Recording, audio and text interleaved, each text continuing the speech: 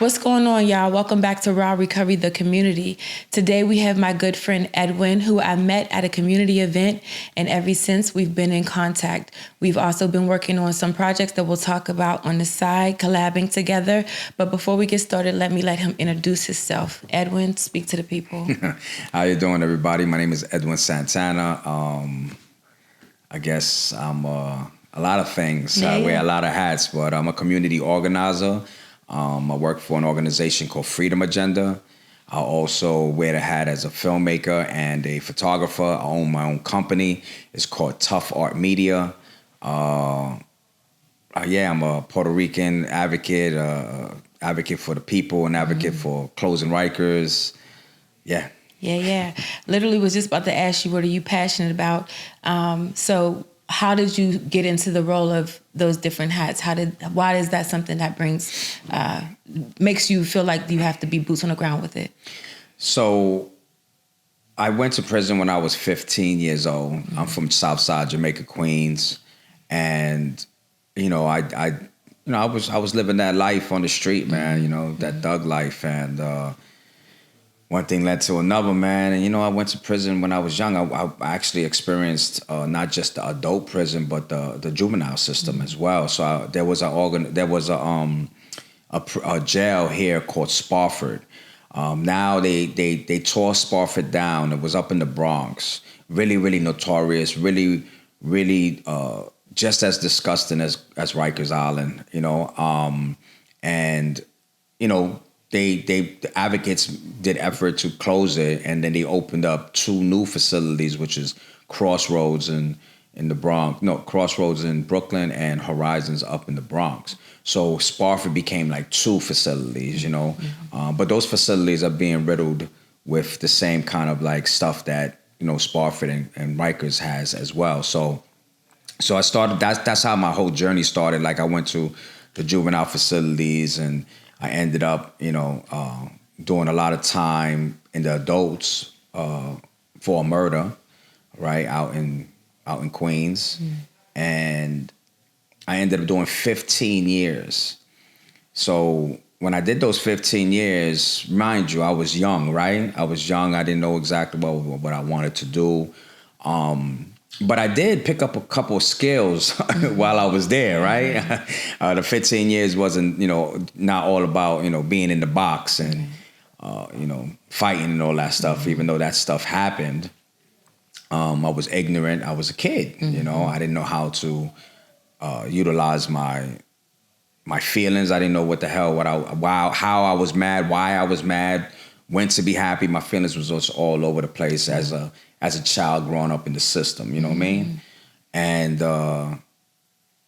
eventually I made it home after 15 years, right? Took some classes. I ended up getting a GED. I ended up getting a bachelor's degree. A associate's degree from Marist College. Mm-hmm. And I still didn't know what to generally do, but I knew I wanted to like experience life. I just didn't know how to do that, right? I didn't have really too much family support. I had some family support and during those 15 years, but I didn't have a lot of family support. And I think that a lot of people fail to realize how important that is. Even one person coming to visit you upstate while you're in the belly of the beast helps out a lot, helps out considerably, right? Especially when that one person. Then again, it has to be the right person, right? It has to be somebody that's like, come on, Danny, you gotta be positive and you gotta do some right things. What are you doing there? Not the one that's be like, oh, I'm gonna bring you some drugs, what the fuck that, Mm-hmm. Nah, you have to have somebody in your life that's pretty much trying to build with you while you in there, you know what I mean? And so I had a little bit of that, but I didn't have a lot of that. I met a lot of, I don't know why my journey took me that way, but I met a lot of individuals who are like militant, revolutionary. I met a lot of Black Panthers while I was upstate. I met some Puerto Rican liberators, you know what I mean? Some people that was just like really intense with learning identity and history and trying to just break out that mold. And I think this is way before like this woke movement thing. And I think that, you know, people have perverted that woke statement, but that's what we was doing. We was waking each other up there. But of course, I was still young. So when I came home, you already know, I wanted to do me. You know, I wanted to run around and I wanted to, you know, experience some things that I haven't experienced. I was a kid when I got locked up, so. Well, you mentioned being a child when you were locked up. Prior to even having any run-ins with the law, can you tell us what your upbringing was like? What was home life like before, or was it chaotic there as well? Like, when can you even remember the first time having your own issues with law? Oh, man. Law? So, when I went and did my time, when they sentenced me, that wasn't the first time I went to Spofford. It wasn't the first time I got locked up. I got locked up a year before that, and I stood in Spofford for about maybe like 3-4 months. Crazy time. It was the summertime. It was just wilding. They let me go, and I was sentenced to 5 years probation. And I never reported none of that stuff. So my family, I just give you a little background on my family. My family, I got 9. My mother had 9 children. So I'm one out of 8 brothers, and my mother had 1 daughter. And all of us were pretty much, running around, in the streets, just being a big ass family, right? With a whole bunch of problems, and drugs, alcohol has always been a part of my family. We always had issues with my brothers and all that stuff, and including myself. And we was also raised with my sister's sisters, so it was like any given time in the house, it was packed, right? In a 1-bedroom apartment, packed, right? And just like crawling over each other like cockroaches and trying to make the best of it. But we had a good. My mother did the best she could every holiday, every birthday, every summer. She tried to do her best.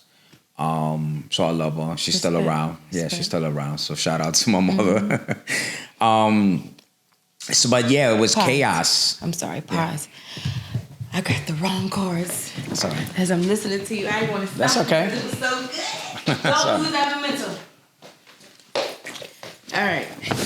Your mom's was doing.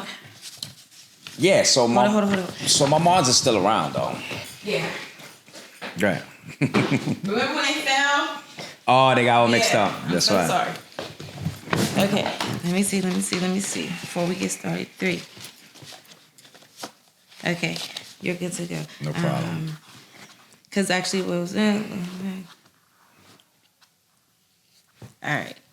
We can start from here. All right.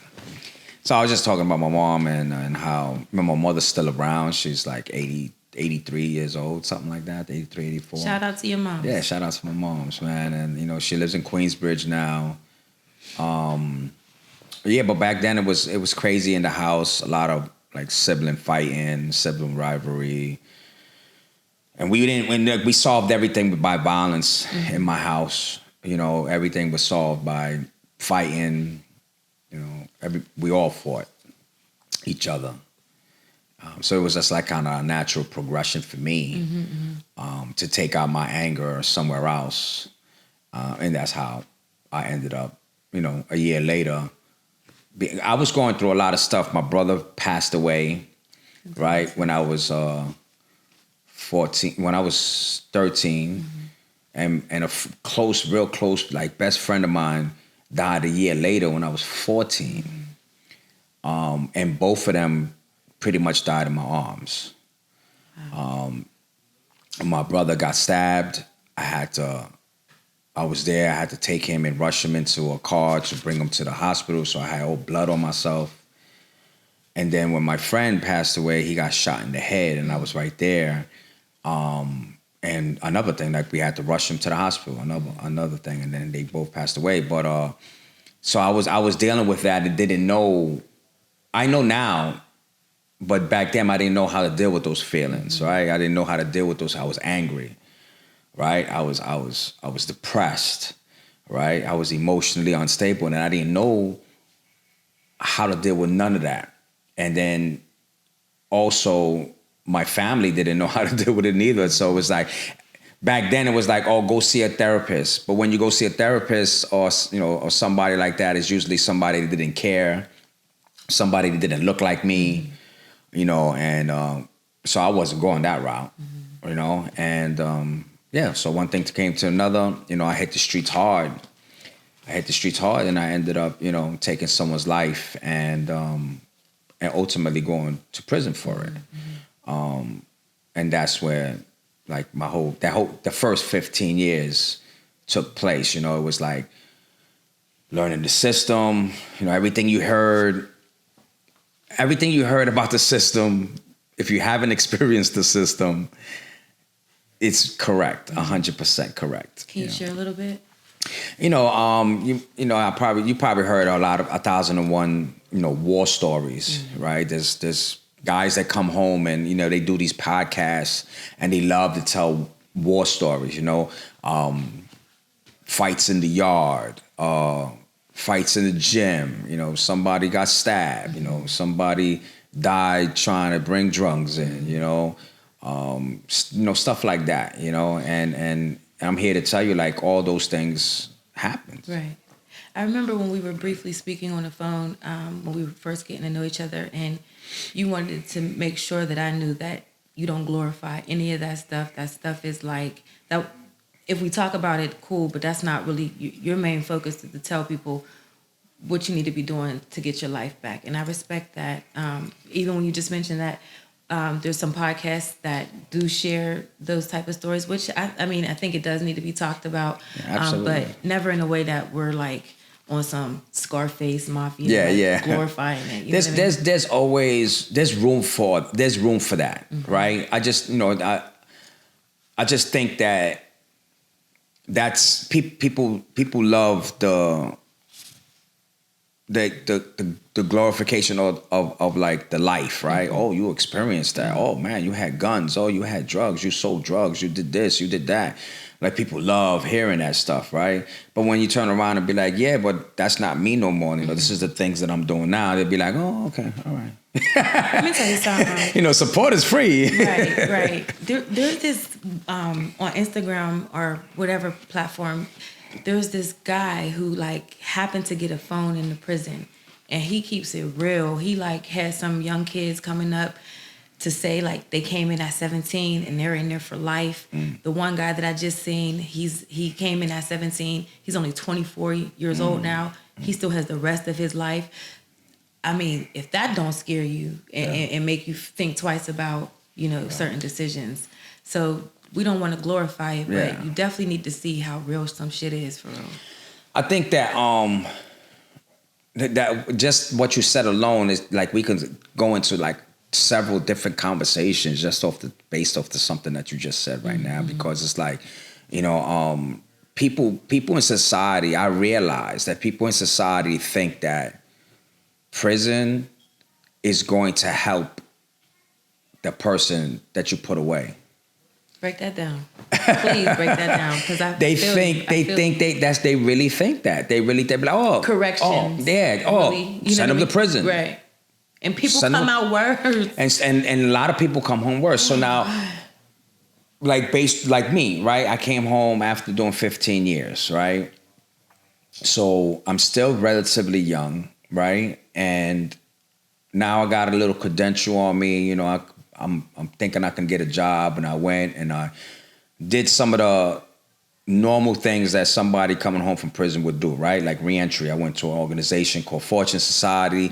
They helped me learn. They taught me how to, interview at a job, and boosted up my confidence to go into a job interview and shout get, out Fortune. Fortune. Shout out Fortune Society, man. They do some good work, man, right? And for the most part, I was doing it. I was good, but I was still on that notion that I did not want to. Don't help me out. Don't hold my hand, right? I got this. And 18 months later, 19 months later, I get caught up in something where I had a gun and I wasn't supposed to have a gun, It wasn't one of those situations. And yeah, I went back for 9 years, man. I went back for 9 years. So the first 3 years of that time was the worst for me. It was getting slapped with those handcuffs again and being put in a cell. It's just, how long were you out again? I was off for 18 months. 18 months, you said. Yeah. So I came out in 2006. So when I came out, so just give it, I thank you for giving me this platform, because I don't usually talk about stuff like this, but take your time. So it's funny that, we hear these stories of people coming home from prison. Like, I know a lot of people seen the movie Shawshank, and a lot of people see that, the person that did that guy in the movie, he did a long time, and then when he came home, he couldn't take it, and he killed himself and stuff like that. And that can happen, man. That's true, because when I came home, it was rough for me, man. In 2006, like somebody just handed me a flip phone and was like, "Go ahead, make a phone call." So imagine you just did 15 years. Like when I left, there was no flip phones. There was a beeper. We had beepers, right? Beepers are like pagers, right? So, I mean, we had the big giant cell phones, like the car phones and all that stuff. We had those, but we didn't have what we have today. So imagine you coming home and someone just giving you a phone and like, "Go ahead." And I'm looking at this thing like, what is this? Like, how do I even, make a call? I put the number in. I was like, it's not ringing. Well, you got to hit this. Word. You got to hit this button, bro. Where's the cord at? Yeah, exactly. And then I saw a little progression from 2006 to 2009. I saw the progression from flip phones to the phones that we have now, like, everybody touchscreen. So I got a little piece of that. And then I went back to prison. Right. So I kind of held on to that, and kind of like really, really depressed me, man, sank me into the Netherlands, man. And just, it was really, really rough, man. The first 3 years of those 9 years was really, really bad. And one day I got a letter. No, one day I saw a magazine or something. I can't remember right now, but I saw a magazine or something, and I seen a brother of mine, man. Like, I seen his name on something, and I was like, I'm gonna reach out to him. Let me see if he can, guide me or help me out. You know what I'm saying? While I'm doing this this other bid.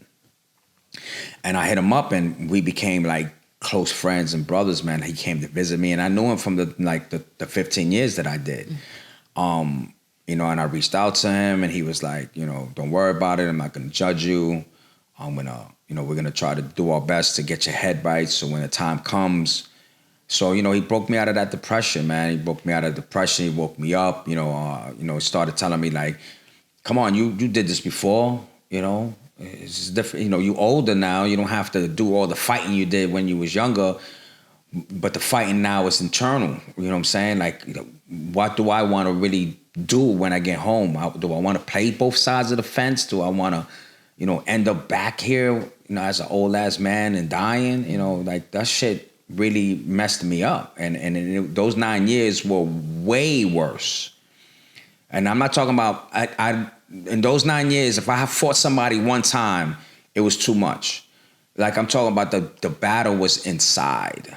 The battle was inside of me, inside my head, inside my heart, inside my spirit. And it was really, really, really rough for me. Respect. Yeah. That was so, wow. My heart broke for you, listening to you just say about, you had your freedom, you got to taste it, and then going back, like that was probably like, I don't even know, because it's just like, how do you manage those emotions? Like, you just... When I did the 15 years, I met a lot of guys that came back, right? For whatever reason, right? Whether it was a violation, whether it was a new crime, whatever it was, they came back. And I was one of those guys. I used to be like, oh, look at him. Oh, he came back for a free meal. He don't know. He don't know. You know, you understand what I'm saying? Like I used to shit on them. And then I come back. And guess what? I saw some people that I didn't go home yet. They still were doing up time when I left. And they were saying the same thing about me. Right. So it was rough, man. It was really, really hard. It was really rough to like try to like stay focused and not like go the route of just like ending it all, you know? Mm-hmm. But I got back on my feet, you know, and I said to myself, this is not my first rodeo. You know what to do. You either go to the yard or the gym where the bullshit is at, and you go, focus on that, or go to these classrooms, participate, get some stuff in that you learn something, mm-hmm. right? I knew some old timers. Go lean on them, and I think that I think a lot of them appreciated that, even though they saw me leave and come back. I think they appreciated me, just like, hey, yo, you know what? I was a kid. I'm not a kid no more. I need some help, man. Mm-hmm.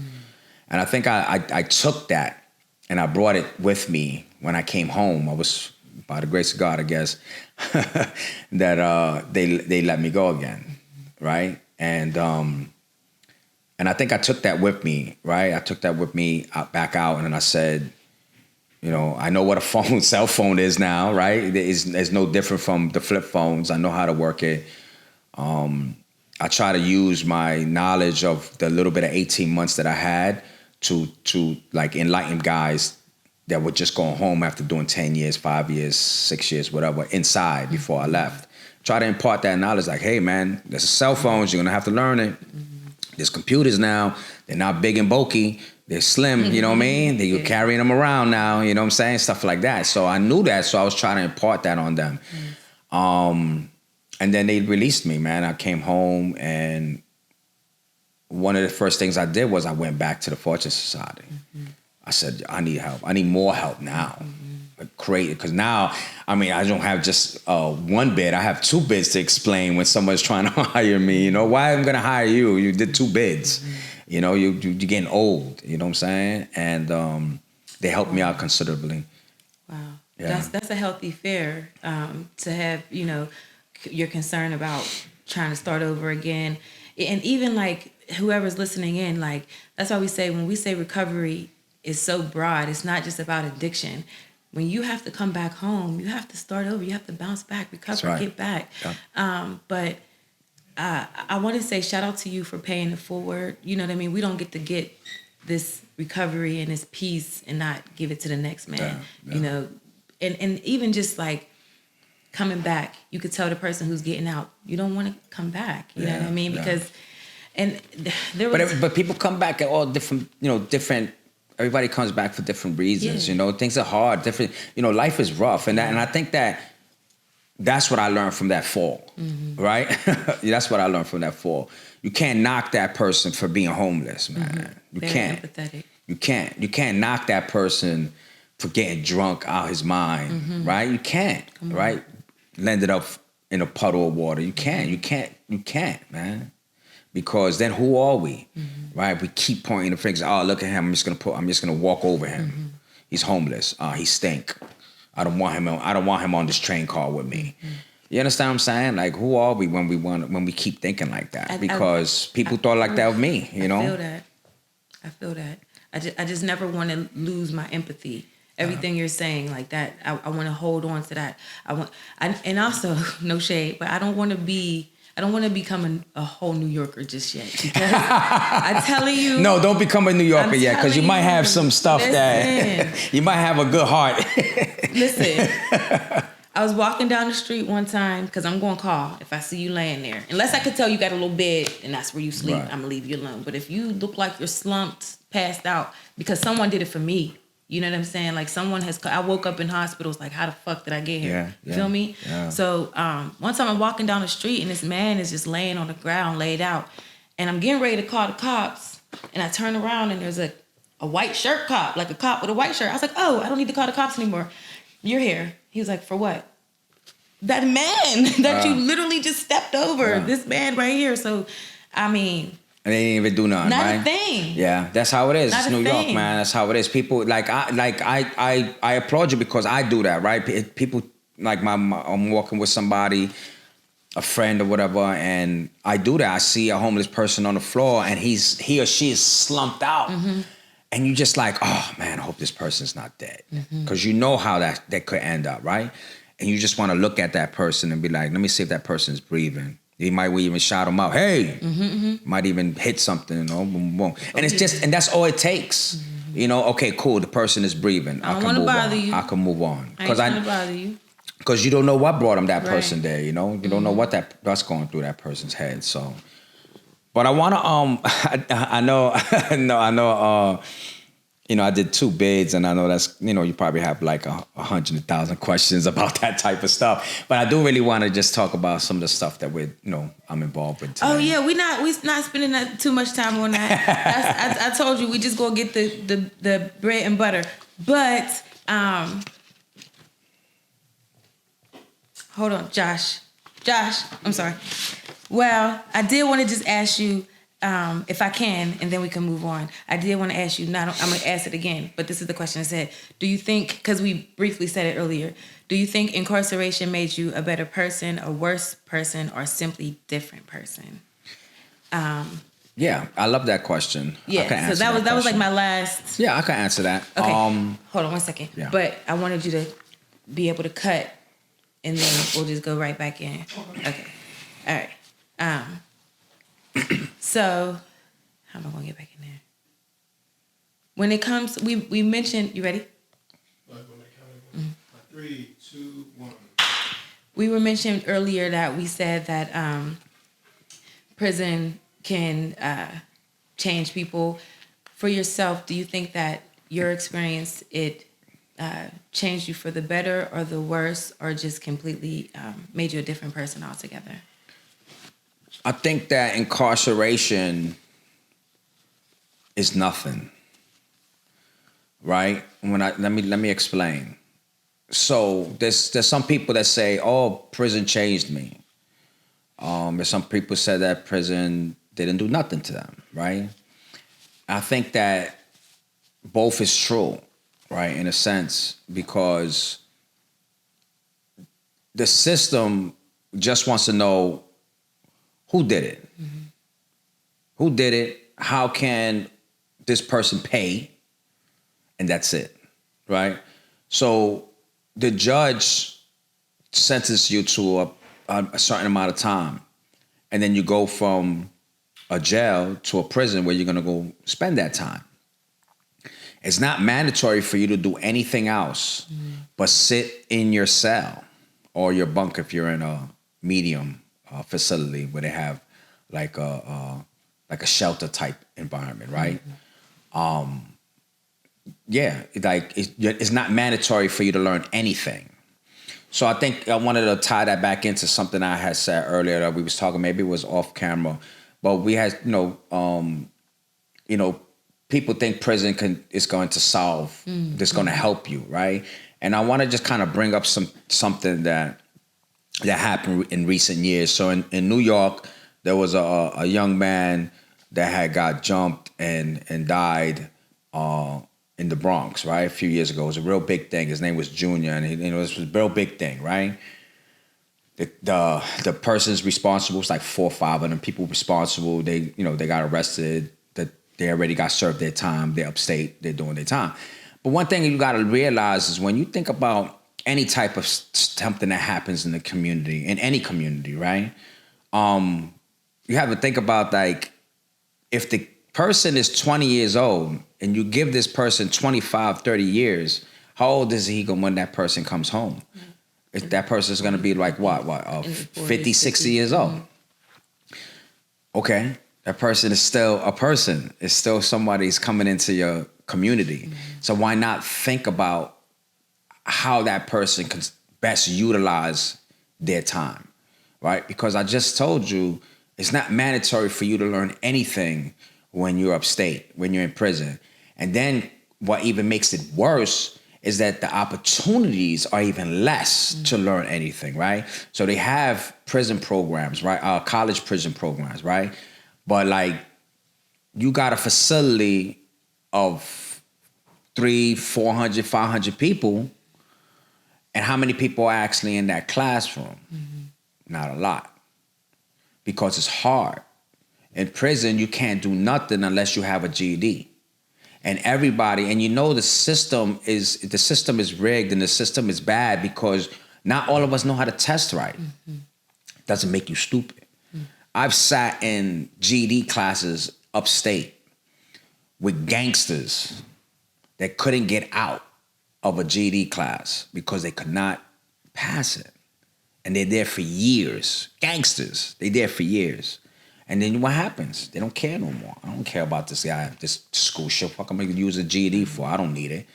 But they hell of a good in math. They know how to do business. They know how to do this. They know how to do that. They know how to be a father. They know how to do all this stuff. But they gotta be demeaned, right? And sit in a class, a grown ass man with a beard, with salt and pepper, and you gotta demean yourself and be in a classroom setting. And you know how that is. Raise your hand. Can I go to the bathroom? Got to sit there quiet. It's just like school.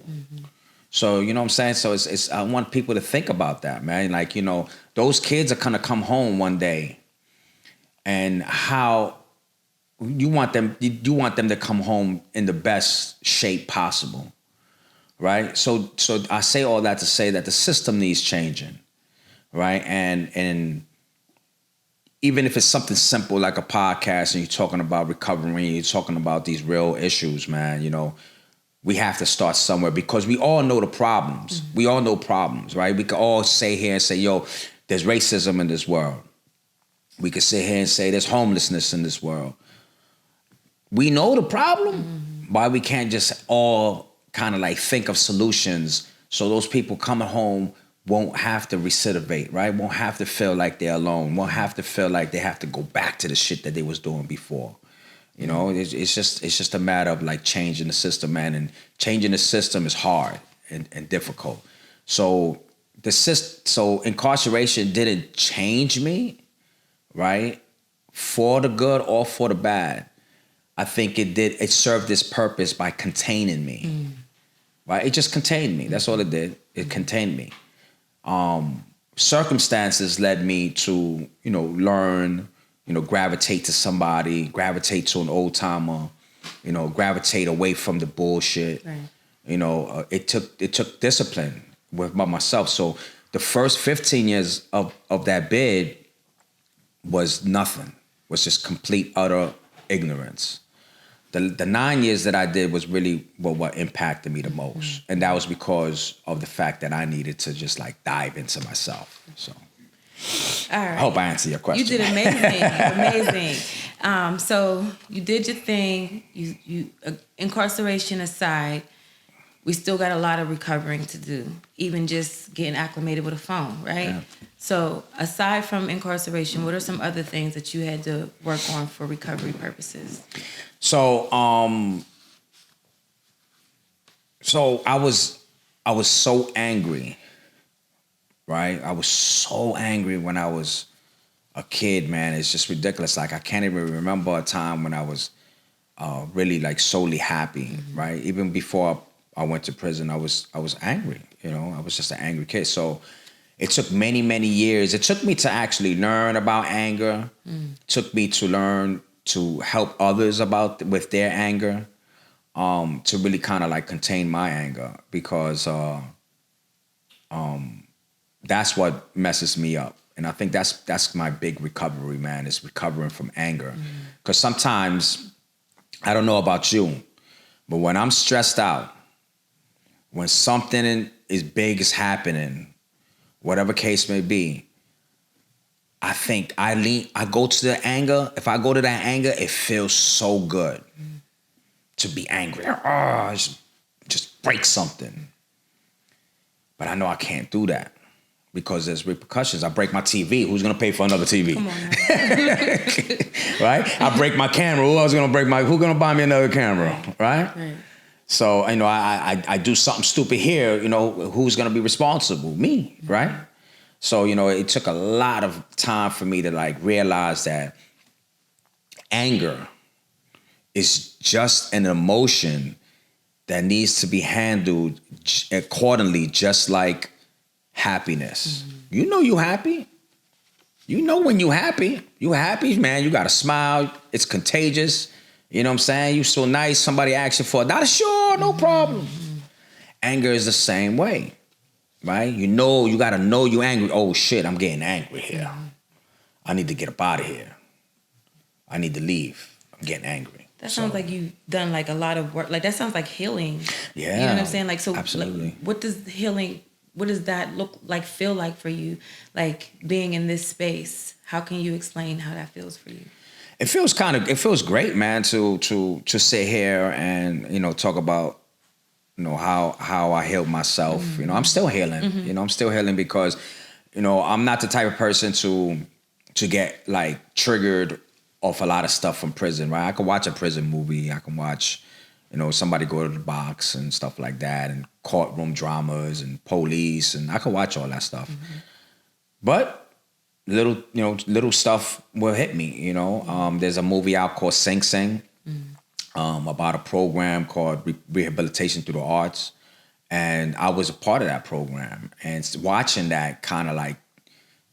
that movie triggered me a little bit because it was something that I actually lived, you know. And so yeah, it's like little things like that I have to like, and it goes back to that, you know, the triggers and, you know, knowing what eggs you, knowing what kind of like ticks you off, and learn how to knowing how to deal with that accordingly. I guess everybody heals differently, right? Because I can't say that I go to church. I can't say that I go to a therapist. I can't say those things. Right? I can't say that I go to rehab or whatever case may be. I can't say those things because those things don't. I tried those things and those things never worked for me, right? But what does work for me is thinking positive, right? Today is a good day. Tomorrow might be a good day. Let's hope for it. You know, and that's me, man. That's me all day. I'm always hopeful. I'm hopeful for the next thing because I know what it is not to be hopeful and, you know, going back, man, falling on my face. I know what that is. I know how that is. People love to talk about that. People will definitely talk about all about your shortcomings, but hey, people hate to pat you on the back, you know? So that's what heals me, man. I just talking with people, networking with people, you know, trying to do positive stuff, you know, staying positive, you know, making sure I'm not, you know, I don't get angry. Recently I had got angry. I haven't got that angry in so long. I haven't been that angry in so long that it literally pissed me off. That you were angry. Yeah. I feel that. Yeah. I was like, man. Yeah. Yo, I was so angry that I had to like, I literally stopped right after it all happened. I literally stopped and was like, it's not that deep. That's crazy. Like, and I literally just let it go. Like I felt it just coming, like, you know how you coming down from something like a rush. And I was like, man, listen, that was the stupidest thing in the world. Listen. But I was so angry, man. It was like that. I relapsed, right? But yo, I'm literally, because before, a little bit ago when you were speaking, you're basically saying what we say on this platform all the time. Everybody's recovery is different. You know what I'm saying? Right. Our praise is due to the Most High God. I'm working on my 6 year of sobriety. But I didn't go some of the traditional ways, you know. I tried, like you said, I tried it. But what? Even though you try something, it might not be something you stick with. You pick up pieces. Oh yeah, absolutely. I picked up so many charms and jewels. I sat in groups now. You know what I'm saying? I've been in AA. Yeah, my name is Edwin and I'm alcoholic. I've been there. I've been into those groups. So and I think that when somebody's trying to shove something down your throat, you'd be like, that's when you start not wanting to do it. But when people embrace you and you're like, yo, listen, man, if you want to come to the group and you want to chill, you want to come to the church, we're not going to, stress you out to become a Christian. You don't have to take your, you don't have to get, you don't have to go get submerged into water, to come in and enjoy a service. I knew you were about to say that. You know what I mean? Like, why can't I just go to a synagogue and be like, I just want to hear, the rabbi talk. Let me see what he says. Let me see what can I leave here with, right? Without being bombarded with, you got to be one of us. I think that's what happens, and I think that, and I'm not throwing shade at none of those avenues, those journeys, those paths, not. Because there is people might say, I went to church, it didn't work, but I went to rehab and it worked. People could say I went to rehab and it didn't work, but I went to a therapist and it worked. It's just everybody's differently, and I think that we all of us, everybody, not people who just did time and people in recovery. I'm talking about all of us need to know that, need to figure that out, right? How to best get yourself in a positive state of mind. What works best for you. Yeah. And what works best for you may or may not work for the next person. You got to keep on trying it until you figure it out. Like I said, even with like the different religions that you spoke about, there's beauty in all of them. Absolutely. You know what I mean? There's something you can learn from. And just like there's bad people in certain organizations, you can't just classify anything as bad or good. Exactly. There's just what you pick up for you, take it, and what you don't need, put it to the side. And that kind of brings me or reminds me of like my journey coming home after the 9 years. I'm in a different type of mindset after these last 9 years, because to be honest with you, I didn't know they was gonna let me go. I was so hopeful, to let me go. And then when it finally happened, I was like, I cannot let this opportunity go. I cannot fall on my face again. I'm getting too old. I cannot have my face in the ground anymore. Right? And that's when, I started asking everybody. Right? And I started realizing that if I ask 25 people for something, right? Not a handout, just some help, some guidance. Right? I don't want a handout. You want to give me a handout? Fine. Hey, listen, I take free stuff all the time. You offering it, you got some food, I'll take it. Right? I turned down that free. Nothing free, right? But at the same time, you have to make sure that you take what I've learned, and I want to invest it in what I'm doing. So, when I came home, I said, you know what, I'm going to ask everybody. I'm going to ask about 25 people. And if they say no, check this out. This is something that I don't know where I picked this up at, but I kind of live by it, man. And I love it. I tell people all the time, if I tell you no, that I can't do something, please don't take it as a thing of I hate you. You need to be angry with me. Not like, because that's what, when people say no, that's the place that they go to, right? One time, a real close friend of mine, I told him, he asked me for some money, and I was like, no, I don't have it. I have it, but I have it for me. I'm like, no, I don't have it like that. I'll give it to you. But that man, listen, that guy disowned me, like as if I killed somebody in his family or something. You know what I mean? Like I did something to this guy. And then it was at that time that I realized, like, if a person cannot take no the same way you can take a yes, then I don't want you in my life. Yeah. Right? Because when you're doing business, when you get to a business mind, right, and you get into like networking, people sell promises all the time, right? Like even with you, when I first met you, I could be like, I didn't know who you are, but I can't judge you, right?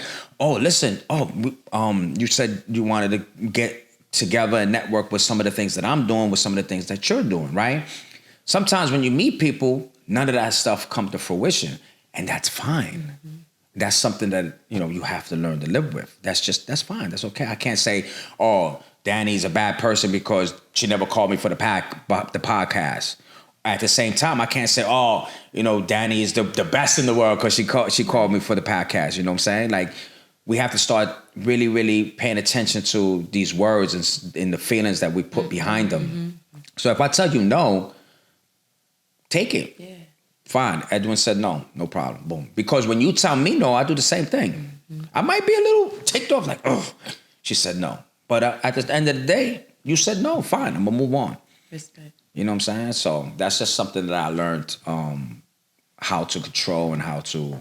And I tell people all the time, man, you know, if don't get mad when I say no. Yeah. I'm trying to help you. Right. All right. I want to help you, but sometimes I just got to say no.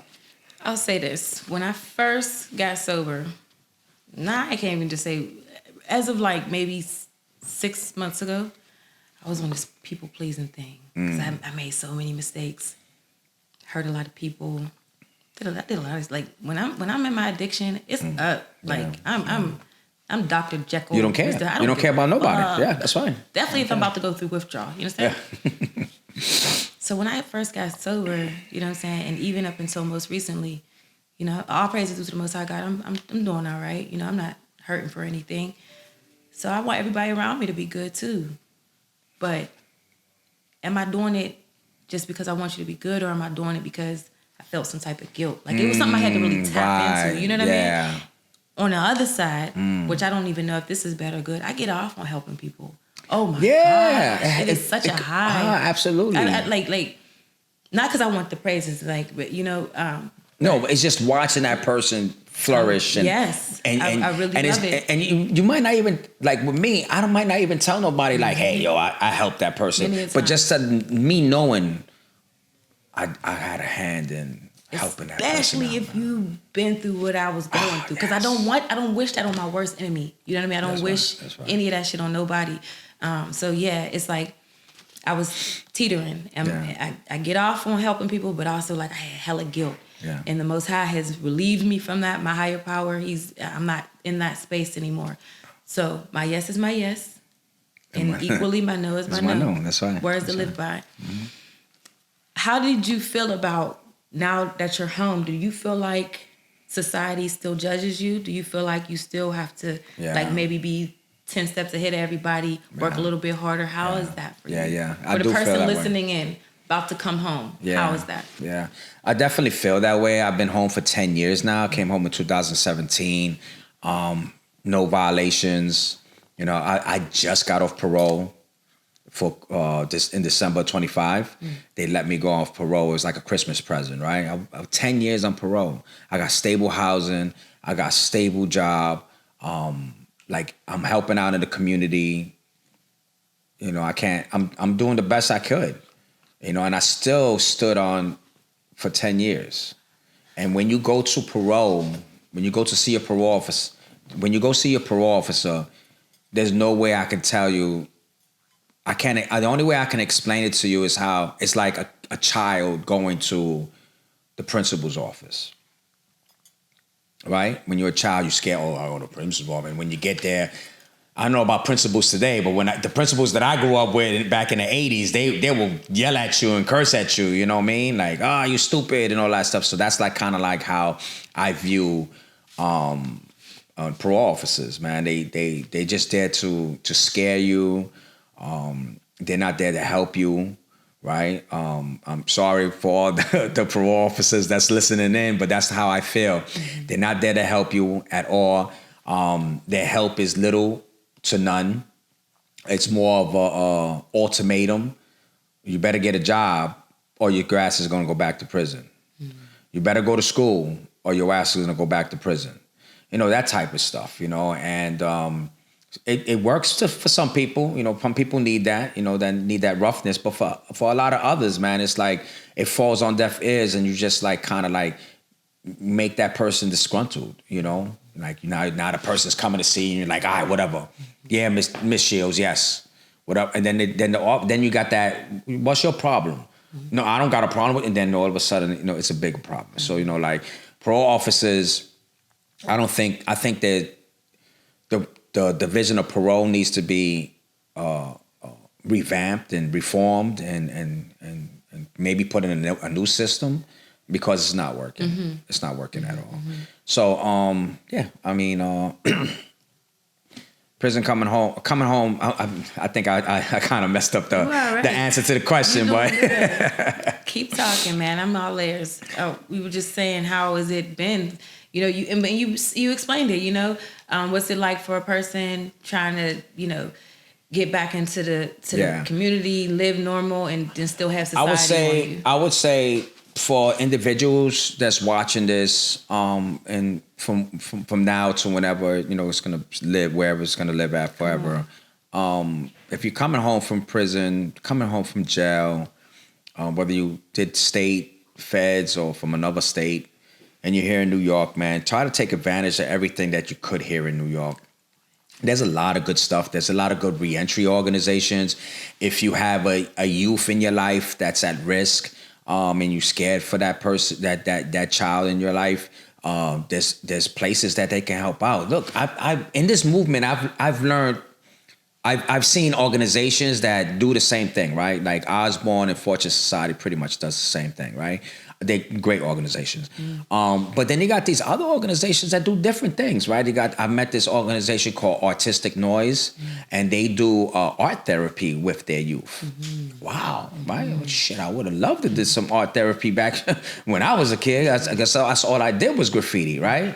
But of course, graffiti was illegal, and it was frowned upon back in the 80s, right? So there goes that, right? And then I also know another organization called Echoes of Incarceration, and what they do is they teach their youth advocacy work, but they also teach them podcasting. They teach them, filmmaking, photography, and it's like, wow, who would think of something like that? Like, there is things here in New York for you and for your family, for people that that you think that's going to need help, so look from, this podcast right here is a perfect place to deliver resources. We have a mayor right now on it that is prioritizing all these resources, right? All these services for the first time in like forever. Yeah, he's definitely on right? it. And it's like, now is the time. I mean, I'm not saying, it's because people are going to do what they do. And people are still depressed, and people are still poor.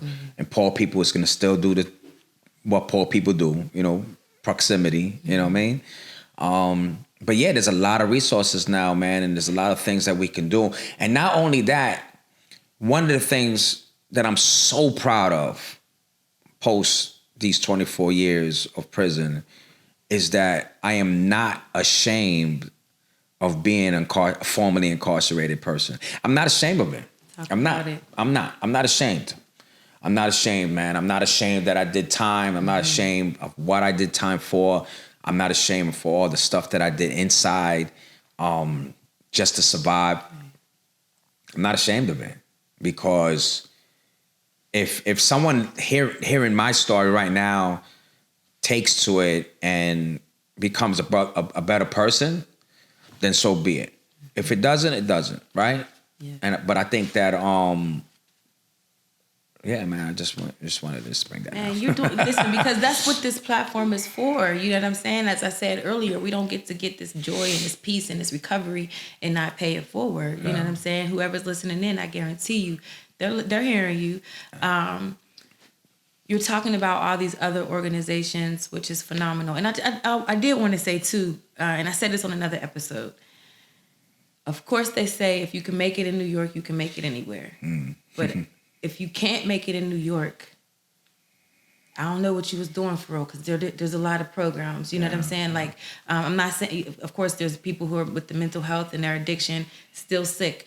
But if you're able to tap into these resources, there's just so many things that can, especially for people who are just coming home from with the felonies and stuff like that. It's like there's just so many programs aside from the other places that I've lived. Pittsburgh, Pennsylvania. Starting to tap into some resources out there, but Department of Homeless Shelter, that's not a thing. Yeah. Getting vouchers, we have Section 8, but it's like you're gonna spend your whole life waiting for it. Out here they getting you, because New York and California, from my understanding, are the only two states that are considered right to shelter, and by that I mean. Because they're major cities, right? I guess. Well, what I know about New York specifically, it's a melting pot. Everybody comes here.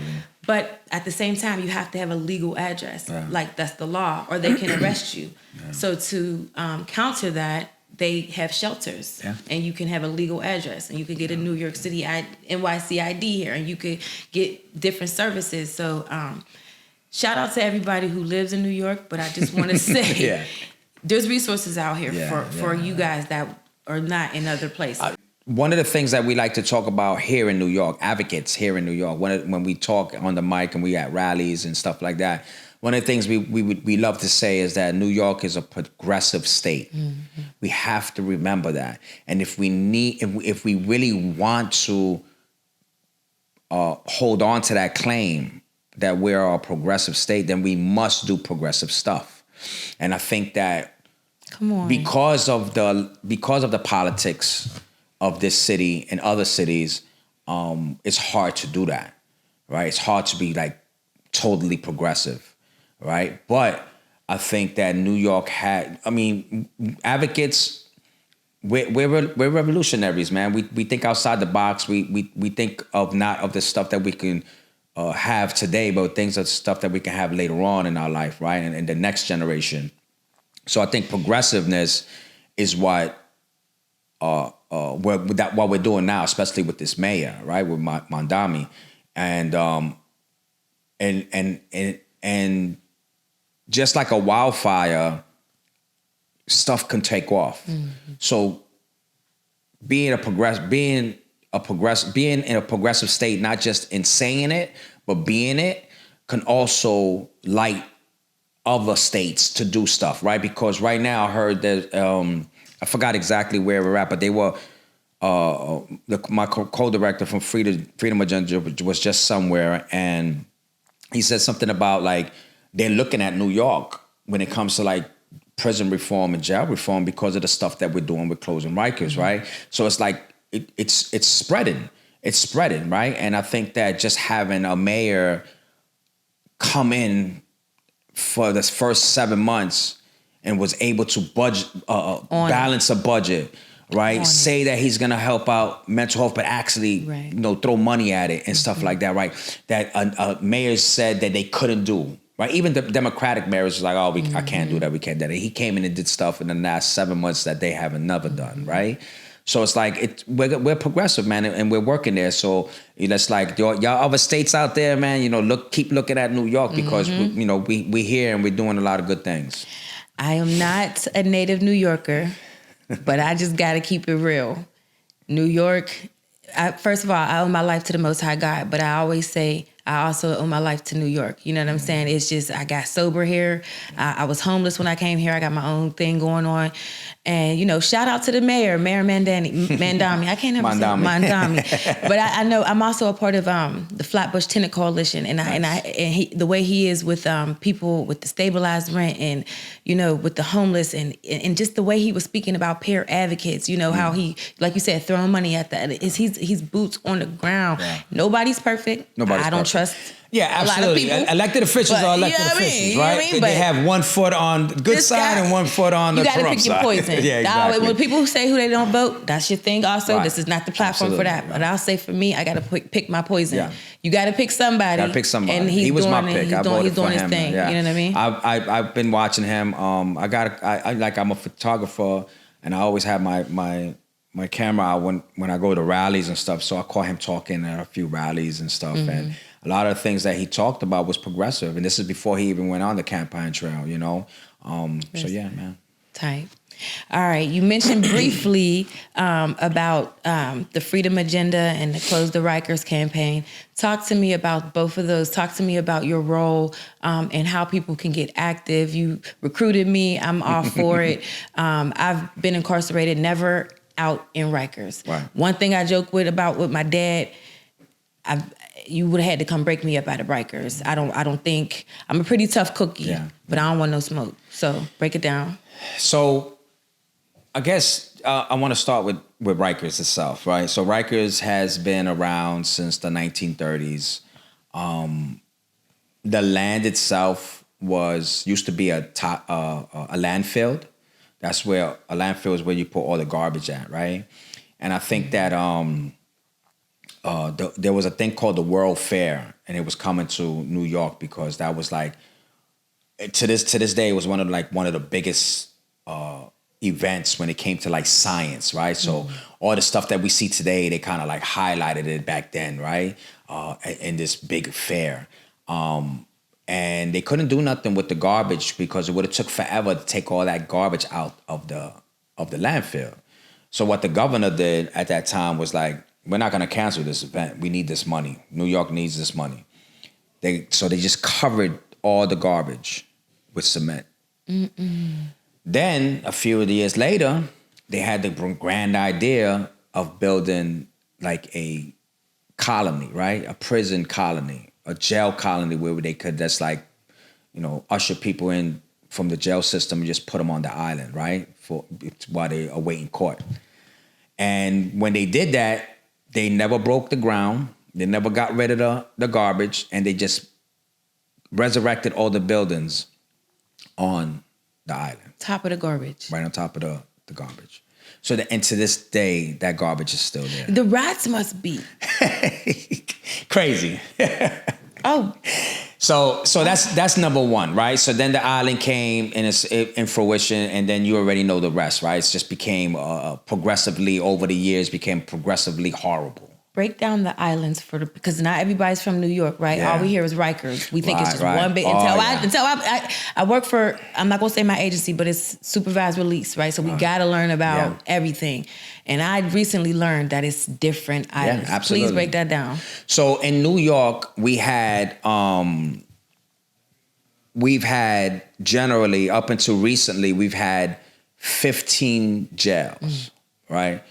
We had the boat, which was an extension, which was something that's supposed to have been temporary because of some high population in the 90s. So they brought a boat in, like a barge, and people were actually being housed there, right? While they were, going back and forth to court. Caveat, side note, the boat is no longer there because of our advocacy work. We closed it, and now it's literally not in that water no more. It's not on the water. It has been shipped to Mississippi to be scrapped. This happened in 2024. It stopped admitting people in 24, and in 25, it shipped out. Let's go. Yeah, absolutely. So that's one. And then every borough had a jail, which was close to the courts, right? But those jails, so that's 4 jails. The only borough that didn't have one, it was Staten Island, and they still not gonna have one. But those 4 jails were in disarray, and they were just as worse as Rikers Island. Then you had Rikers Island. Rikers Island is a complex, not one building. It's a complex, it's a colony of 10 buildings.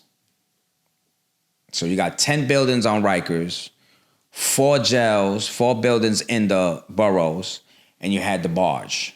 So you had 15 jails altogether. Wow.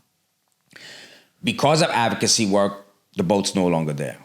And because of advocacy work, we were able to get the city to decommission all the 4 borough jail buildings because of their the infrastructure, because of how people were living, it was discussing, all that, right? And then now we're focusing on Rikers, right? Rikers 10 buildings. So the 10 buildings are not actively opened anymore. They have, I think it's 4 of them, 3 or 4 of them that's decommissioned, like they're not in use anymore. But there's still a couple more buildings that's still in use. Is that due to you all's work? That's due to our work, absolutely. Nice. So that's a little bit about the island and the prison system, the jail system here, not prison. Jail and prison is 2 different things. Jail is where you go to fight your case if you can't pay bail, if you can't go home, right? Do you want me to put this up? It looks like this is like kind of falling down. Good stuff. Sorry, no, it looked like it was kept going down. I was like, am I bugging? Or is good, brother. So that's Rikers Island, right? That's Rikers Island. And that's the jail system here in Rikers. Because, of course, we have, I don't know what's the count anymore, but at one time we had like 82 prisons in this state. Now it's less than that because they shut down a lot of them. But when you get sentenced you don't stay in those buildings. You go to a prison or another building that's upstate, right, in a whole different town, upstate New York. Feds also, they got their own complexes and their own buildings. So that's just like the overall scope of what the jail system looks here in the city.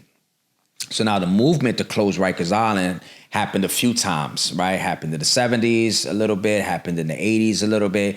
But the most notable one that's been like really, really powerful is the one that took off like in 2015 by an organization. I'm not going to name the organization, but they no longer do that work in this area anymore. They moved out. But Freedom Agenda stepped in and was able to, kind of like hold the flag and hold the fort down when it comes to closing Rikers Island. So it was kind of like a no-brainer for me to like get a job with them. You know what I'm saying? As a community organizer. And my job is to stay updated on everything that has to do with closing Rikers Island, from where people are going to be moved to the new borough jails that's coming. We do a lot of decarceration work. So decarceration is exactly what you think it is. It's the opposite of incarceration. So not only are we thinking of ways to, not only did we think of a way to close Rikers, right? But we also thinking of a way to shrink the population, man. And how you do that is you invest, right? And I think that's why I shout out the mayor a lot, because he's actually doing that, right? He's actually doing that part of the plan. He's trying to, and then not just because the plan is the plan, it's because he wants to do it, right? He also wants to decarcerate. He also wants to show a city that invests in services instead of just locking people up and throwing them away, So my work entails that, right? My work entails of like education, informing people. But not only that, but gravitating to people who are like-minded with me that share some of my experience. If you shared any type of carceral system like you never served time in Rikers, and you never served time here in New York, but you know what it is to be in a cell somewhere, somewhere in this country, right? And you're black, you know what I'm saying? So you understand that struggle. So those are the people we want in our as a member of our organization. So if that's I'm going to do a little plug real quick. So if that's you, if you want to join us, it's Freedom. You could find us on any platform. Freedom Agenda NY, just like New York. Freedom Agenda NY. Hit us up. You could say that you heard me on this podcast and you want to join the fight to close Rikers. You want to join the fight to decarcerate New York and to change the narrative of what mass incarceration is here in this city. I can't talk about what's happening in other cities and across the state because that my work doesn't entail that, right?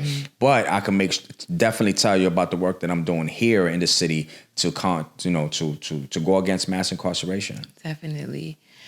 I want to ask, with all the work that you're doing, we really don't want to see anyone incarcerated. What are your thoughts about people who commit crimes that they're no longer safe to be around, people in society? Like, what do you think? And not even that, because everybody obviously can be reformed and things like, how do you deal with your advocacy work and the fact that, people possibly may need to go to prison? Or like, for example, my one guest. I get you. Yeah. She's an advocate for gun violence. She speaks up for even people who are incarcerated. But her son was taken from gun violence, and she's made it clear. She's like, I love that boy, or that man, excuse me. I hope he does better, but he still has to pay. So how do you feel about that? That's what it is. Listen, I never said that. You would never hear me say that there's not people that deserve to be in prison, right? There's people that deserve to be in prison, right? It's for whatever reasons, right? But I think that when by you asking that question, you have to look at it. You already know the answer, right? If a person you're thinking of a guilty person, a person who committed the crime, right? A person who committed a petty crime, a person who committed a heinous crime. That's who you're thinking of, right? And when you think of a person that committed a heinous crime, that actually did it, right?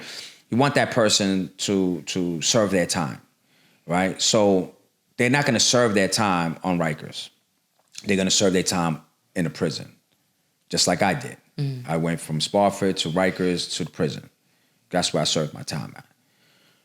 But at the same time, nobody that's in a prison and nobody that's in a jail should be treated less than, right? No matter what you did to get there, whether you were convicted by whether you did it and you copped out and you went up, or you got convicted by a jury. Everybody's different. Everybody should be treated the same and fair. And I think that's what's wrong with the criminal justice system today. We know what it's supposed to be doing, but it's not doing it, right? It's not being fair. You got cops. You got, when I say cops, let me back up. So I didn't mean to say cops. I meant to say corrections officers, right? You got corrections officers that's killing individuals, right? Because they see it. They see them as less than, right? And this is the narrative that I was telling you about. Like, we need to start changing, right? We need to start changing this. We need to start changing the narrative and stop looking at the criminal justice system as a place that's a gulag, as a place that's a dungeon, right? Just because you committed you broke the law. I'm not even gonna say commit a crime, because most people just broke the law, right? Not everybody's in prison for murder. Not everybody's in prison for rape. Not everybody is in prison for robbery. Right. People are in prison for different stuff, trespassing, right? Assault, right? I know somebody did 7 years for assault. He had a fight, a mutual fight outside of a bar, and they gave him 7 years for that. Like, you understand what I'm saying? So we have to start thinking that anybody that comes in contact with and most of the time it's black and brown people.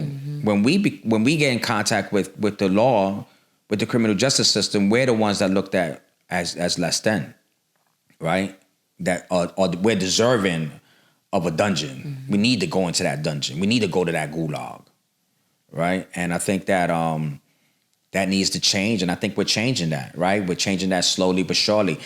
Freedom Agenda has our members. I don't know how many members we have right now, but we have a lot of members who come from us, that come to us from different walks of life, but we all have the same thing in common, which is that we want Rikers Island to close, because we either have experienced it through living in there, by visiting there, or having a loved one in there and them losing their life. So we understand, we know that, right? We know that. So we come together as camaraderie, right? As a family, and our members are strongly will strongly tell you that, like, Rikers cannot be reformed, Rikers cannot be changed, Rikers cannot be fixed. The only solution is that Rikers needs to close, and let's start something new. Okay, very well said. Very, very well said. You mentioned briefly, my next question, you mentioned briefly, and I love the way that you said how it can be anyone in prison. It doesn't have to be a super heinous crime. Just as simple as an assault could have you in prison for a nice amount of time. What are some other things that you need people to understand, some misunderstandings about Rikers and the criminal justice system as a whole? Like I said, you broke it down phenomenally, but I'm sure that there's like some other things that we have no knowledge about at all. Yeah. So the plan to close Rikers, let me start there, because not only do I want to highlight that, but it kind of goes with your question. So Rikers has been this notorious place, right, for so long, right? Rikers has been it's an island. It's actually an island, right? And the only way you can get on that island is through a bridge, one way in, one way out, right? And they're so far away from the courts. So now the plan to close Rikers is exactly that, right? It's not just closing Rikers, it's the plan to close Rikers. The plan says that we have a beginning, we have a middle, and we have an end, right? The beginning was to actually get it to law, actually get our elected officials to say, Rikers need to close. And that's what Mayor de Blasio did before he went out of office. He said, I recognize this needs to be closed. And then we have the middle. The middle is what? Let's get the population down. Let's invest in some real services to get to people. Let's do everything we can so people can't be homeless, right? People could get at least a fair shot and get some kind of job, right? And then we build these borough jails, because these jails need to be close to the court, because that's how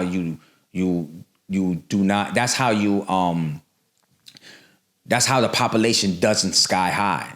The population jumps up spikes in Rikers Island because of the fact that they're so far away from the courts. By the time you get to court, the judge already had called your case, and then now they like, oh, well, I gotta see you next month. So now you're spending another month on Rikers, right? When if you was in the Queens jail and you had to go to court to Queens, you'd be right there, and you could get to see the judge, and you could get those things, right? So I feel like that's a setup. Every state in America, right, in United States of America, has the jail next to the court. Right. Well, I only been to 2, so I can't. I only been locked up at 2, and I know for a fact. Boom, right under. Yeah, right under facts. Absolutely. So we're trying to get back to that, right? We had it at one time, but we let those jails become Rikers Island, right? And that's why we fought to close them. But now we fought to reopen them. But now the buildings came down already. We're trying to resurrect them. But they're gonna look different. They're gonna be kind of like sifted into the community. There's people that don't want a jail. Who does want to build a jail? Nobody wants to build a jail. They don't even want shelters in our community. Right, exactly. So if anybody, they're going to beef about everything, right? Oh, a shelter's coming and we don't want them there. People are just going to beef about whatever, right? So I don't care, because the plan to close Rikers is not going to solve every single problem in this city. It's not. It's not going to solve every single problem in the city. But it is going to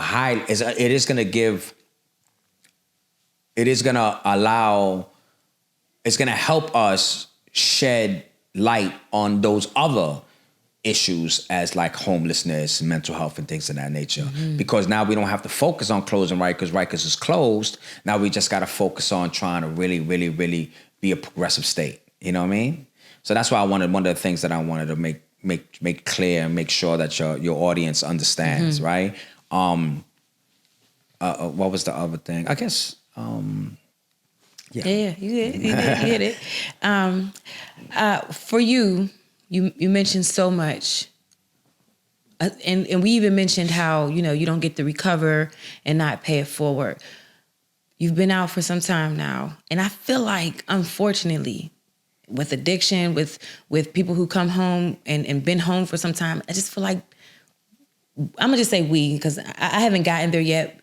But just to be inclusive, we can forget what that struggle was like. We can lose that empathy. I don't ever want to lose that. I want that to be, because unfortunately I still think about my shit every day. You know what I mean? Yeah. So what is it for you, right? You've been home for enough time to feel like, one, you got this, and you could have even become a little bit selfish. Why do you still do this? What is it for you that you still have to keep helping the next man? I feel like people still don't get it. Being in advocacy work, being in this criminal justice field is hard. Not only because I'm talking about something that seems like a dream, but also myself, putting myself out there, right? Being transparent with people, with my incarceration and the things that I've lived through, right? And then I hear it all. I heard things from like, you should have never came home. They should have buried you under the jail. Just talking to random people on the street, hey, you want to know about closing Rikers Island? I don't want to care. I don't care about that. So I think people are starting to get it, because, people tend to follow. right? And they, the mayor is in office now, and he's like kind of like, shedding light on these things, and people are like kind of like waking up a little bit, right? So yeah, like it's hard. It was hard at first. It was hard at first coming home and not knowing, but gravitating to the right people and making sure that I keep that sense of like knowing my anger and knowing how I am with drinking and drugging and things of that nature, like everything in moderation.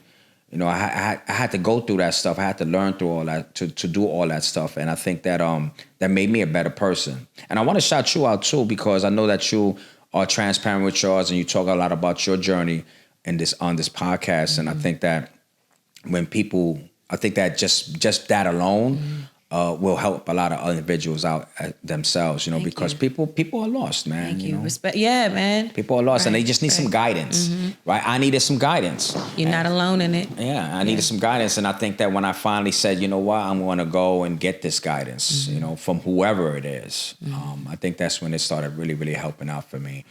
I don't know what other question you have for me, but I wanted to kind of like highlight something. Go for it. That helps me, right? So a few years back, I was fortunate enough to like somebody just gave me a Canon camera, right? And similar to the phone, I didn't know how to use a regular camera, right? So I kind of like dived into YouTube and became like a YouTube graduate, right? I went to YouTube school. Yeah. And I learned everything I needed to know about that camera and just photography itself and filmmaking. And I think that I started a journey that I didn't even know I was going to start.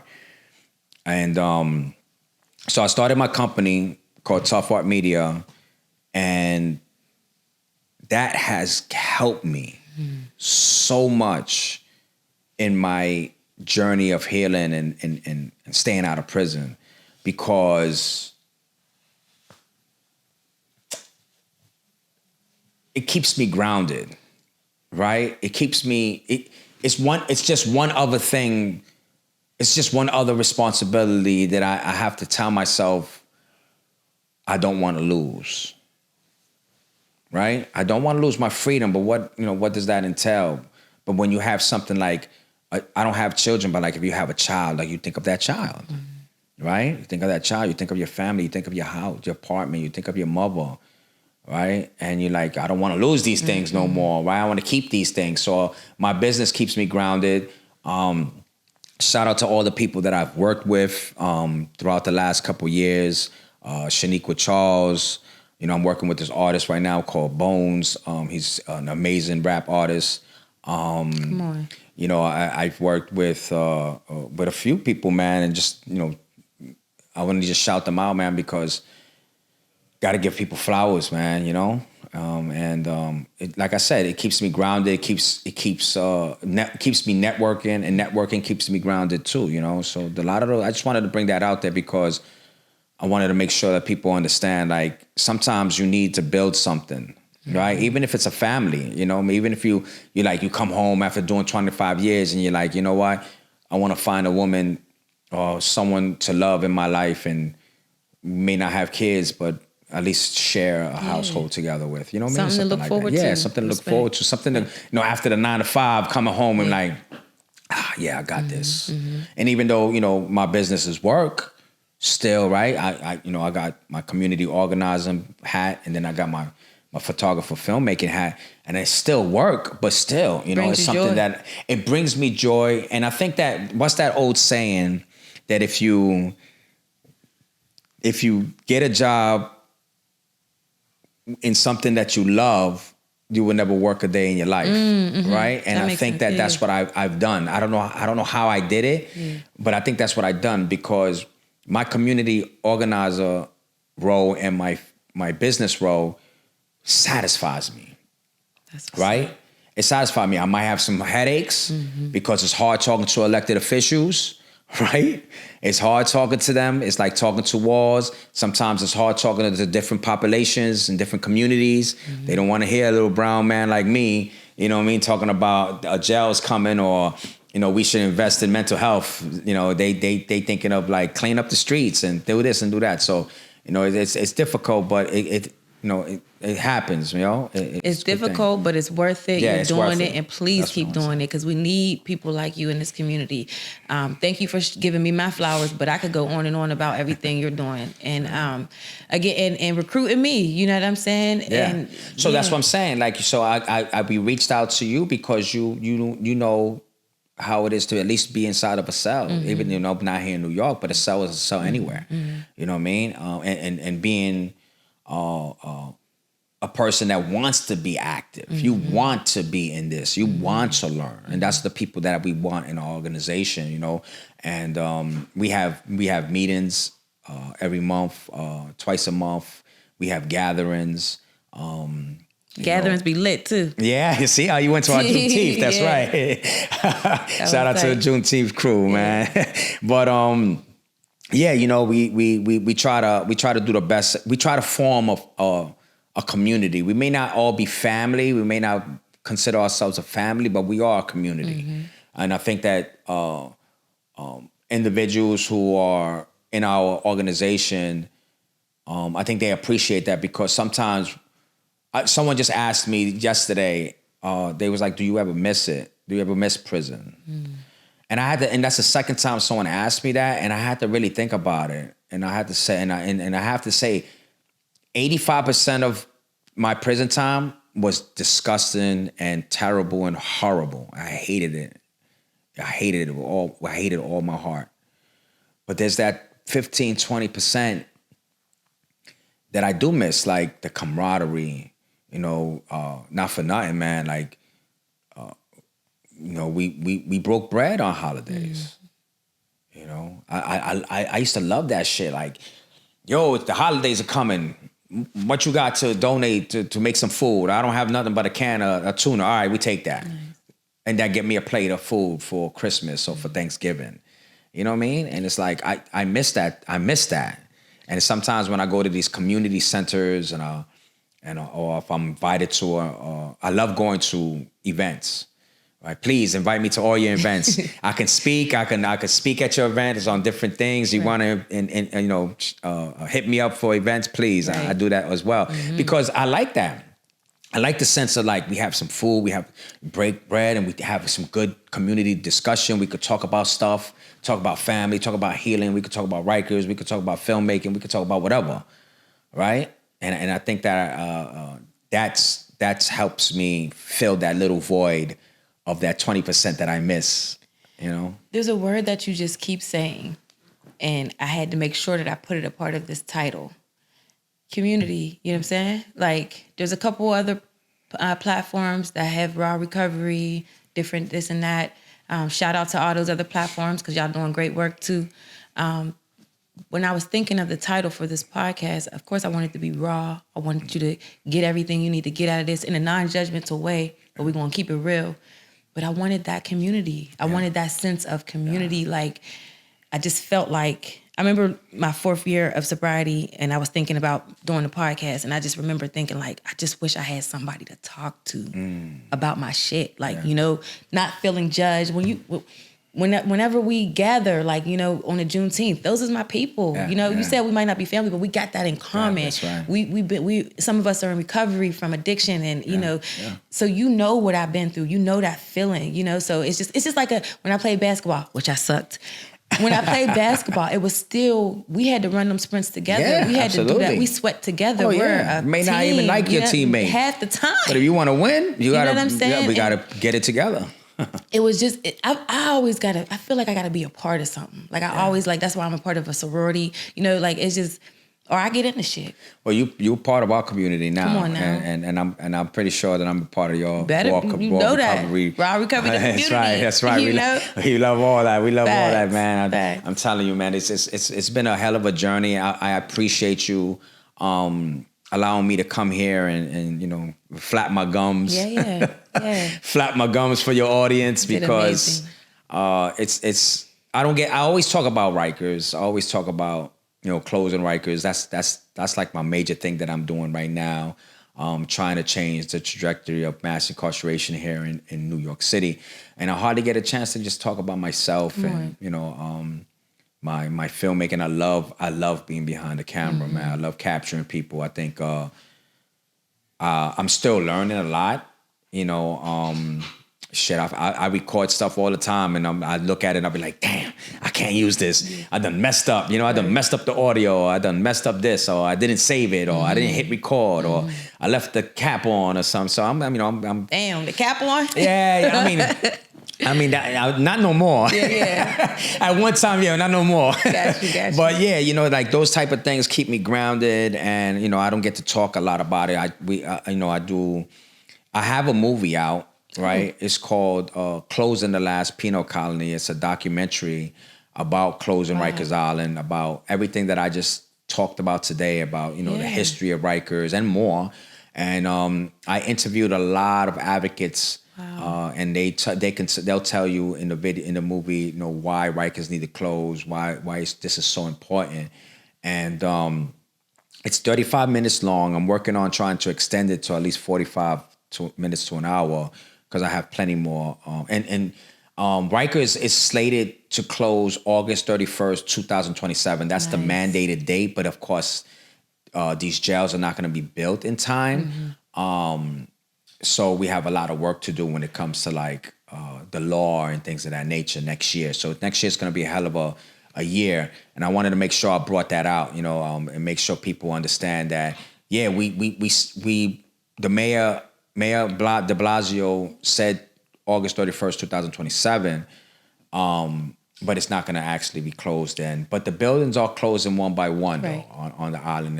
And I appreciate Mandami for even doing that, because Adams didn't do that. Mayor Adams didn't do anything for us. He didn't start none of the working groups we needed to start. And earlier I said there was a plan, right? The beginning, the middle, end, and I failed to mention the end. I'm sorry about that. So the end piece of this closed Rikers thing is using the land for renewable energy. So I don't know if you know, but the South Bronx and most of Manhattan by the water is nothing but waste, right? Waste management. They got a lot of waste management stations and things of that nature. And what we proposed, and environmental justice advocates agreed with us, that something needs to be done with the waste here in New York. So the best place to put it at is to put all that stuff, not all of it, because some of it's already like ingrained in our community, and we can't really like move stuff. But for the most part, I'm sorry about that. But for the most part, we're gonna try to move most of the waste management to Rikers Island, as well as build wind turbines, solar panels, because we're gonna move. I don't know if you know what the peaker plants are, but New York City has a lot of peaker plants. Those are the chimneys you see. You might have crossed, on Manhattan, driving by in a cab or something, and you might have seen these big, tall chimney stacks, right? They're like 3, 4, 5 of them in a row. If you ever see them, they're peaker plants. Those are what helps the city once the city's energy goes low for whatever reason. Maybe it's 105 degrees outside and the energy goes down. So these peaker plants are activated. But these peaker plants emit smoke, emit toxins. And we don't know what is happening in our community because they're right there. Like my mother lives in Queensbridge, and the smokestacks are right there in front of her house. You know what I'm saying? So like right in front of her window. So it's like we don't know what it's doing. So we're gonna try to move all the most we can to Rikers Island, because Rikers Island is already a toxic land. So we might as well just put that. So that's the end of it. So you got the beginning, the middle, and then you got the end piece, right? And of course, just going back to Mayor Adams, he stalled on a lot of that stuff. He dragged his feet. He was like, yeah, I want to close Rikers, but he dragged his feet and didn't do anything. And now 7 months in with this new mayor, and he already has enacted so many of the things that the plan to close Rikers needs. So shout out the mayor. Shout him out, man. But not just him, man. We got a lot of elected officials that's doing some good things, man, in our community. We already know, we already said, like, politicians are politicians. We got to stay on their neck. We got to make sure that they do what's right for us and what we want to do as constituents. For the people. Yeah. Facts. Good stuff. Wow. Phenomenal story, phenomenal work you're doing. Before we let you go, because we've had you for some time and I appreciate your time, what is it that you hope for the future, but in addition to the closing of the Rikers, what do you hope for the future? And again, for the person listening in, what are some of the hopes for them, for anybody who's a little bit hopeless at this point? I think that I think what I hope for the future is that, you know, we see a city that Black and brown people specifically, our children's children, don't have to grow up in like being fearful of cops and being fearful of being accused of a crime and having to go into this, you know, deadly place where I may not make it out of. And for those coming home, man, for those that are coming home, doing time, doing a long stretch, stop being closed-minded. You know, anybody and everybody can help you. You know, don't worry about extending your hand. Don't worry about people saying no. Don't worry about people giving you empty promises. Don't worry about that type of stuff. You know, just keep on going and doing the best that you could, you know, for yourself. I want to just go back real quick and tell you a little something about the movie, right? So I do have this movie out. Sorry. I meant to ask to tell the people where to find it. All right. I'm so the sorry. movie you cannot access the movie right now, right? You can only access the preview, which is the trailer. Okay. And you can find it on my YouTube page. That's Tuff Art Media, TUFFARTMEDIA Media, right? Tuff Art Media. So you can access my YouTube channel. You can see the trailer on my Instagram. It's real gritty, dope. Real guerrilla filmmaking. Dope. You know, I just took what happened was that I was going to all these marches and these rallies, and I was like, this is awesome. This is something that's happening right now. What? And I was recording and filming, and I ended up having so much. And I said, you know what? People need to hear about this movement. People need to hear about this, about Rikers. And, you know, so I put something together, man, and I'm offering it as an educational piece. I've played it in many of the reentry centers. I had it played at the Center for Brooklyn History, New York Public Library, the Urban Justice Center. I have a few places, and I've won a couple awards for it as well. Nice. Yeah. So shout out to don't be modest. Like I said, I don't even know how I meant to ask that next. About I want you to definitely share with the people about your project. So I sent it around to a bunch of film festivals. Nice. Right? None of the big ones like Cannes and none of that stuff, because they a lot of money. You need a big production company, and I'm just little old me. But I sent it to a lot of film festivals, and I got picked up a couple times. But I won 2 awards. Ooh. I won Best Short Documentary from the Roosevelt Island Film Festival. So shout them out. Also. Shout out to the Catra Latinx Film Festival.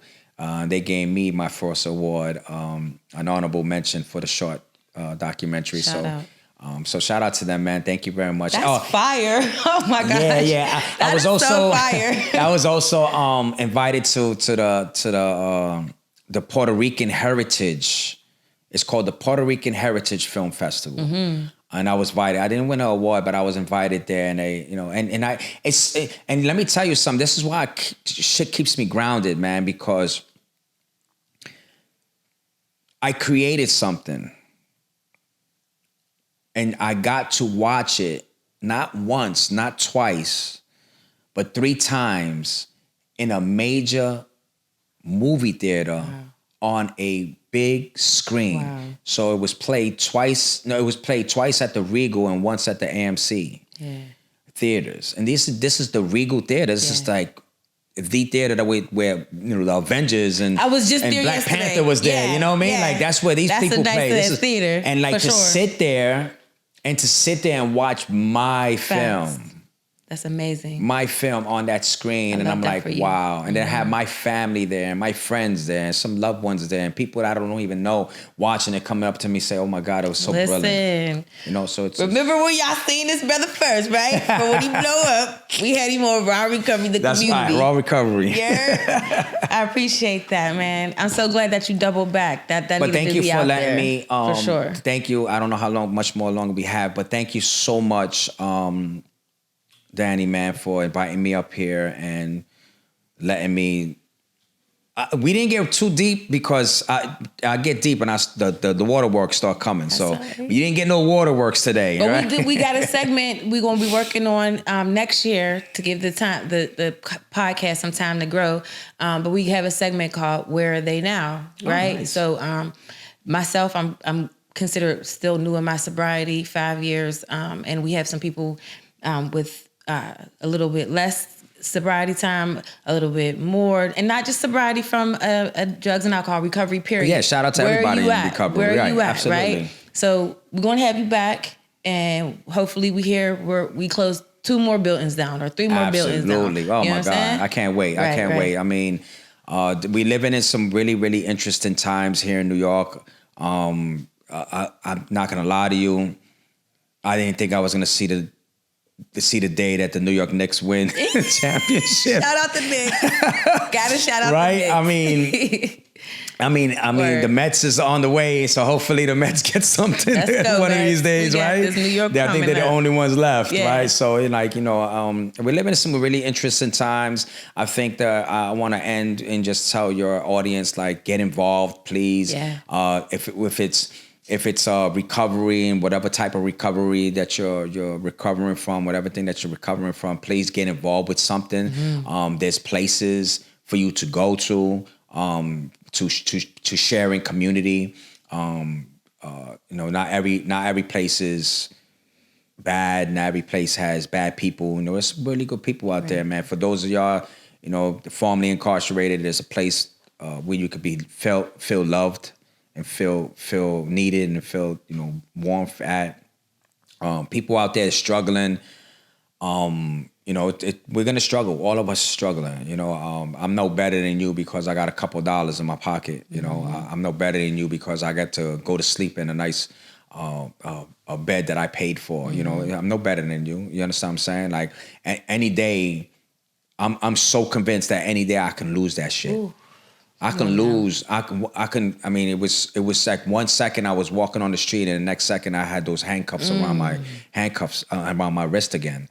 And it was like that easy, that fast. So I understand that, man, and shout out to everybody that's just trying to make it, Word. just trying to Shout get out. by, Shout man. out. I say to you, keep your ear to the street, be kind to one another. Show love. People out here really hate us. People out here hate us, man, and we need to start showing more love than hate. Well said. Good word from our brother Edwin. And to everybody who's tuning in, we appreciate you. And we appreciate you spending a little bit of time with us. Hopefully you were able to take something from this. Real quick, if you need any resources, we're not going to ramble them off a lot today. But like we always do, 988. If you don't know where to start, they'll point you in the right direction. Until next time, Raw Recovery, the community. Peace.